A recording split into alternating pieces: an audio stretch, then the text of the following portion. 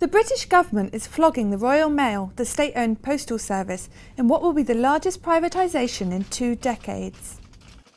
First made available to the public by Charles I, the Royal Mail became the country's main way of communicating. After fears that the internet could kill off the so-called snail mail, the rise of e-commerce is now powering the future of the post. Business Secretary Vince Cable unveiled details of his plans to sell a majority stake in the company on Wednesday in a stock market flotation which could value it at up to £3 billion.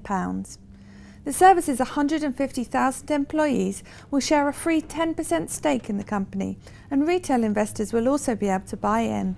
Royal Mail is now profitable, but we want to put it onto a sustainable basis for the future, giving it access to private capital and allowing it the kind of commercial freedom that any successful British business should have. There's been a lot of interest across the world, in the States and in Canada and elsewhere in Europe. There's been a lot of interest in this company, so I hope it will attract investment from a number of countries, but also, I hope, from the public. The Royal Mail is due to float later this year, the first of a new wave of privatisations which is thought to include a stake in Urenco, the uranium enrichment company, and part of the government's student loan book. The financial viability of the business should be more assured going forward than it's been in the past. It'll have much more clear, transparent objectives. The disadvantages, if you like, are a little bit the reverse side of that coin. The business won't now be able to afford to do things that previously it might have done under a social obligation. It'll be required to provide a return for an investor.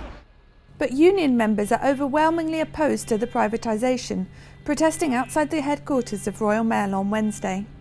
They worry about the security of their jobs under private ownership and say that free shares won't stop their opposition to the deal. The government have deliberately framed this debate as though Royal Mail is in imminent danger and the only way it can survive is privatisation. Complete and utter nonsense. There are other business models, social business models, that would work perfectly for a company like Royal Mail, and they can access private capital without being a burden on the taxpayer. Mr Cable will be hoping to use the free shares to pacify the posties while selling the sale as an investment opportunity to retail investors, as the government did in the last wave of privatisations in the 80s and 90s.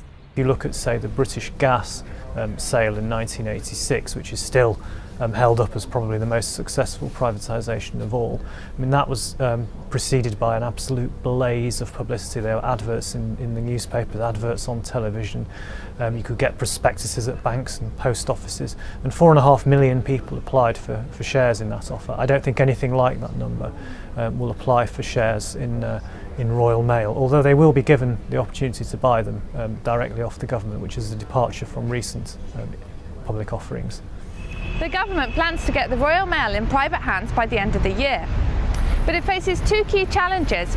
Firstly, seeing off the threat of strike action from the union, and secondly, trying to tempt investors in an uncertain market.